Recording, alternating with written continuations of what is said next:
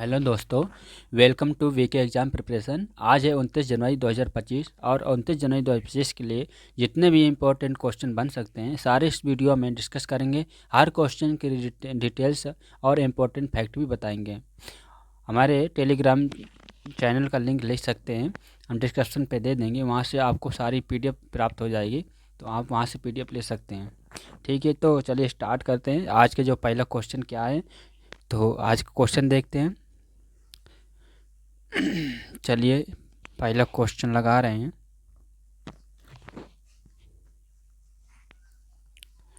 आप लोग अपना एक टाइम टेबल बनाइए और समय से अपना टाइम टेबल बना के ही पढ़िए और ज़्यादा से ज़्यादा पढ़ाई करिए और देखिए तो आपको कुछ इफेक्ट पड़ेगा। चलिए पहला क्वेश्चन क्या है। हाल ही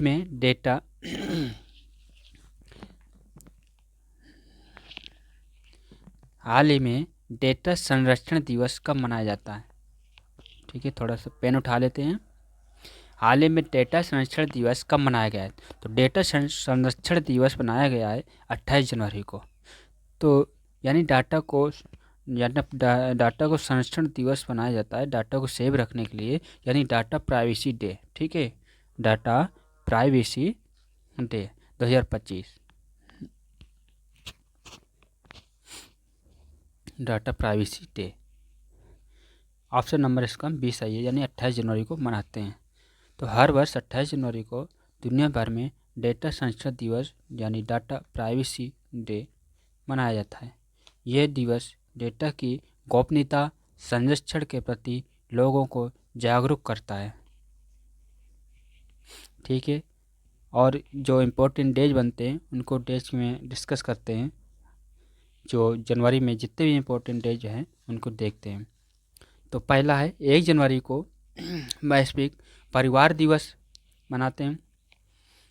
1 जनवरी को वैश्विक परिवार दिवस, 2 जनवरी को विश्व अंतर्मुखी दिवस, और 4 जनवरी को विश्व ब्रेल दिवस, 5 जनवरी को राष्ट्रीय पक्षी दिवस, 6 जनवरी को विश्व युद्ध अनाथ दिवस, 8 जनवरी को पृथ्वी परिभ्रमण दिवस, 9 जनवरी को प्रवासी भारतीय दिवस, 10 जनवरी को विश्व हिंदी दिवस, 11 जनवरी को राष्ट्रीय मानव तस्करी जागरूकता दिवस, 12 जनवरी को राष्ट्रीय युवा दिवस, और 15 जनवरी को सेना दिवस, 16 जनवरी को नेशनल स्टार्टअप डे, 19 जनवरी को कॉक ब्रोक दिवस मनाते हैं। 20 जनवरी को पेंगुइन जागरूकता दिवस, यानी 20 जनवरी को पेंगुइन जागरूकता दिवस मनाते हैं।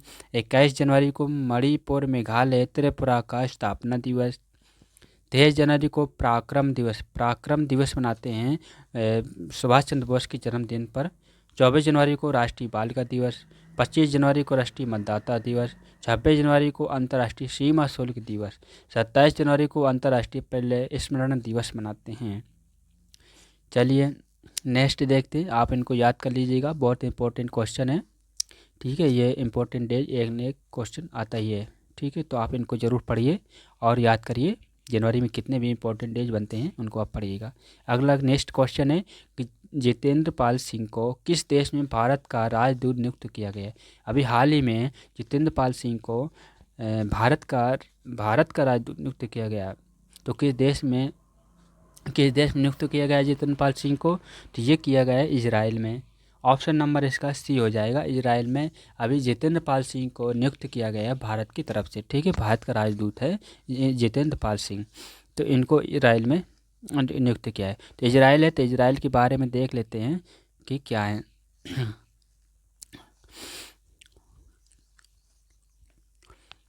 तो इजराइल की जो राजधानी है, इजराइल की यरूशलेम होती है इसकी राजधानी। और इजराइल की राजधानी यरूशलेम। इजराइल की जो करेंसी है, तो इजराइल की करेंसी क्या है, इजरायली न्यू शेकेल। ठीक है, और प्राइम मिनिस्टर हैं बेंजामिन नेतन्याहू। ठीक, बेंजामिन नेतन्याहू प्राइम मिनिस्टर हैं। प्रेसिडेंट हैं इसाक हेरजोग इसकी प्रेसिडेंट हैं। इसाक हेरजोग प्रेसिडेंट हैं।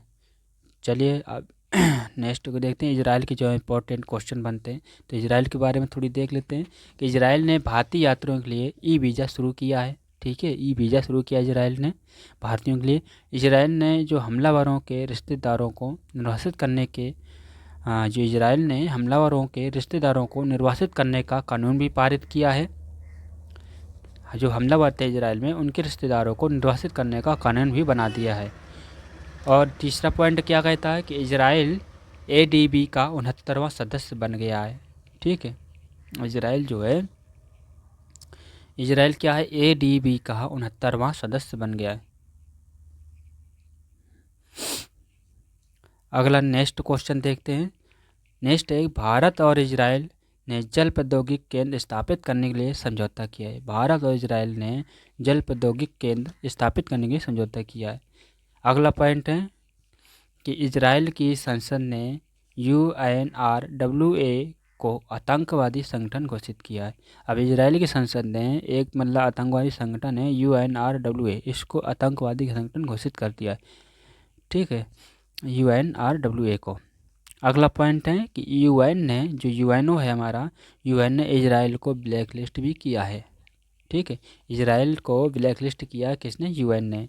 UN की स्थापना 1945 में होती है। और अगला पॉइंट है, इजराइल ने हमास के खिलाफ जारी लड़ाई को ऑपरेशन आयरन स्क्वाड कोड नाम दिया है।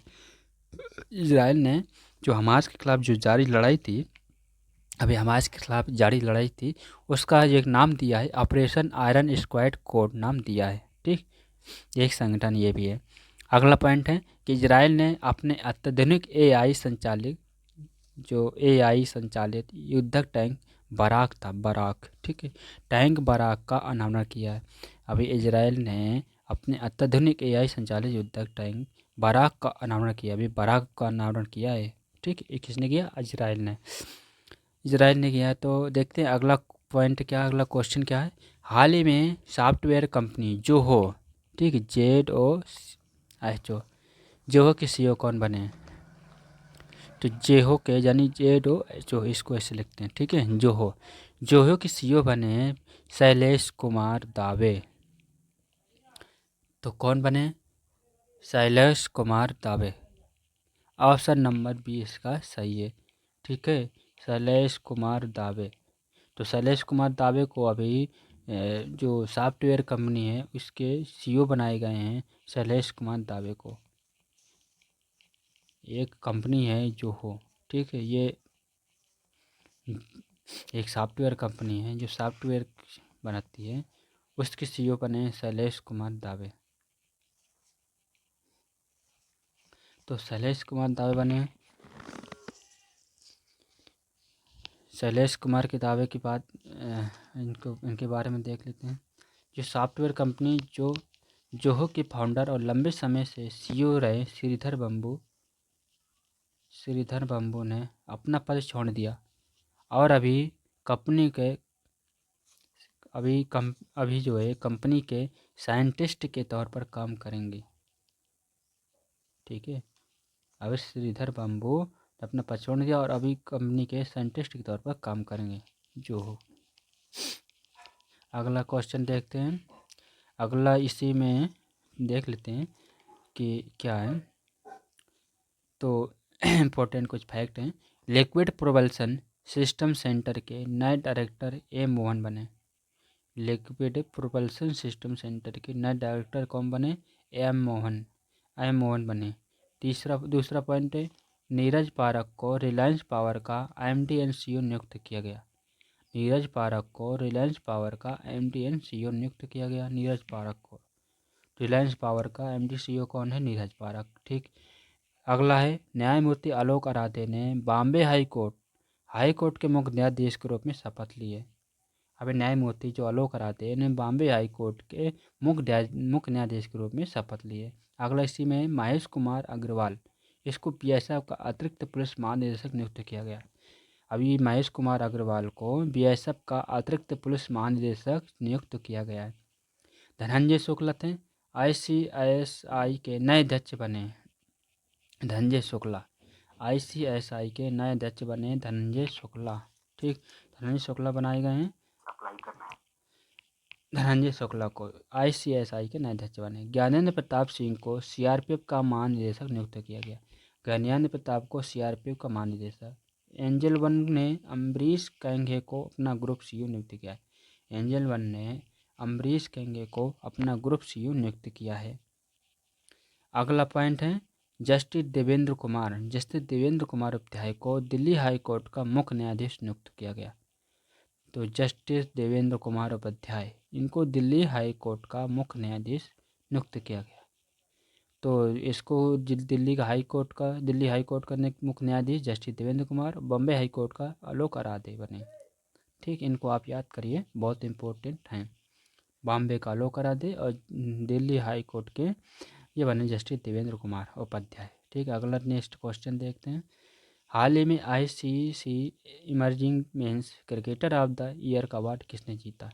अभी हाल ही में ICS emerging men's cricketer of the year का अवार्ड जीता है, ये कविंदु मेडिन जीता है। इसमें उल्टा सीधा हो गया, इनको थोड़ा सही कर लेते हैं। पहला ऑप्शन तो बेन डकेत थे। ठीक, बेन डकेत, ये इधर नहीं, ये होगा कविंदु नहीं होगा, और यशस्वी विश्व इधर ये काटना पड़ेगा, इधर हम फिर से विकल्प लिख दे रहे हैं। ठीक है, यहाँ पे थोड़ा सा मिस्टेक हो गया, तो लिखते हैं कमिंदु मेडिन्स,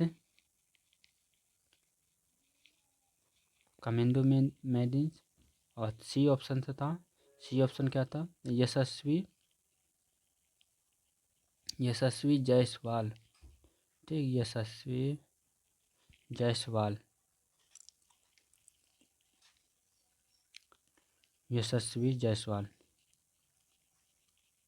चौथा ऑप्शन सही है। तो ये आप इसमें कौन सा सही होगा?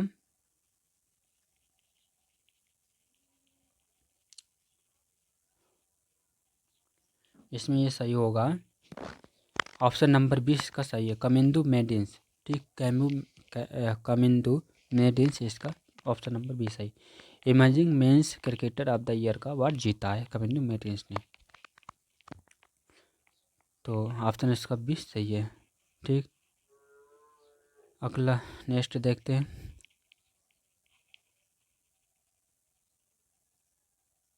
नेक्स्ट क्वेश्चन है, हाल ही में किस देश के प्रधानमंत्री मिलोस वुसेविक ने इस्तीफा देने की घोषणा की है?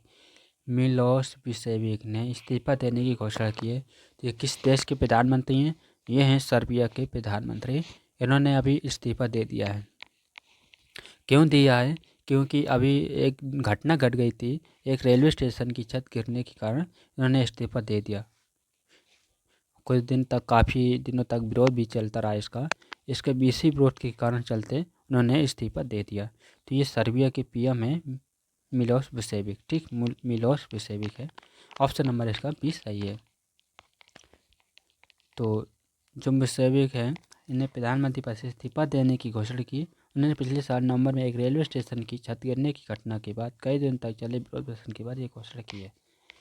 चलिए अब नेक्स्ट क्वेश्चन देखते हैं, नेक्स्ट क्या है। नेक्स्ट देखते हैं अब सर्बिया, तो थोड़ी सर्बिया के बारे में भी देख लेते हैं। सर्बिया की जो कैपिटल है वो है बेलग्रेड है, सर्बिया की कैपिटल। सर्बिया की करेंसी है सर्बियन दिनार है, और सर्बिया की प्रेसिडेंट है अलेक्जेंडर यूसिक। ठीक, अलेक्जेंडर यूसिक सर्बिया के प्रेसिडेंट हैं, अलेक्जेंडर यूसिक। नेक्स्ट क्वेश्चन, हाल ही में किसे youngest map genius of India का खिताब जीता है? Youngest map genius of India, इसका खिताब जीता है सक्षम ठाकुर ने। Youngest map genius of India, इसका खिताब जीता है सक्षम ठाकुर ने। ऑप्शन नंबर इसका ये सही है। तो ये क्या है, ये 5 से 10 सेकेंड के अंदर किसी भी चीज़ को मैप में खोज लेते हैं, सर्च कर लेते हैं, इसलिए इनको यह अवार्ड दिया गया। इनको ज़्यादा टाइम, बहुत मतलब फास्ट है, 5 से 10 सेकंड के अंदर ये खोज लेते हैं, तो इसलिए इन्हें इस चीज़ का यानी youngest map genius of India का अवार्ड दिया गया है। तो सक्षम ठाकुर को दिया गया। ऑप्शन नंबर इसका सही हो जाएगा। चलिए नेक्स्ट देखते हैं।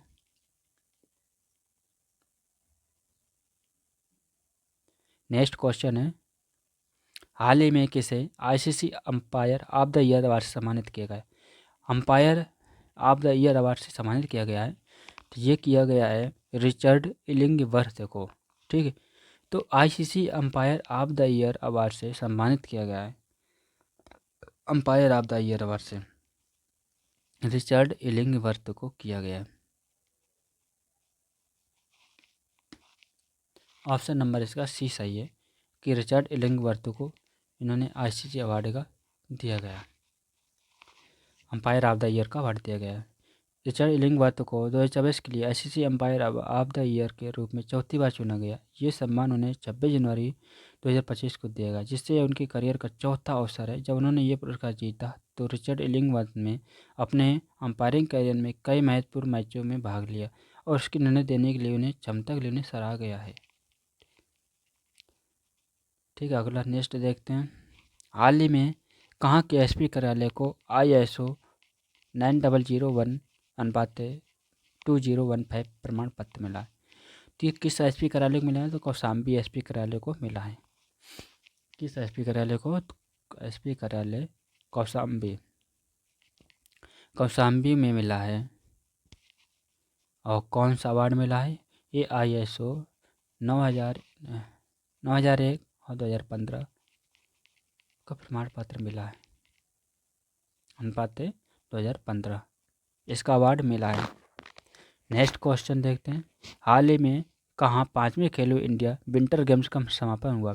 अभी हाल ही में विंटर गेम्स का समापन हुआ है, तो कहाँ हुआ? अभी ये लद्दाख में हुआ है। अब लद्दाख है तो लद्दाख के बारे में देख लेते हैं। लद्दाख जो है अभी विंटर गेम्स जो समाप्त हुए हैं लद्दाख में, तो लद्दाख है तो लद्दाख में जो लेफ्टिनेंट गवर्नर हैं वो कौन है? तो brigadier BD Mishra lieutenant governor हैं। अब लद्दाख है तो लद्दाख के बारे में थोड़ा देख लेंगे, लद्दाख में क्या है।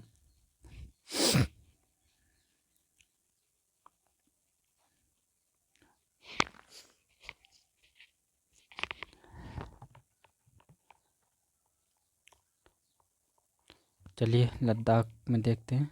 लद्दाख के कुछ इंपॉर्टेंट क्वेश्चन है कि दोस्त मोचे महोत्सव लद्दाख मनाया गया।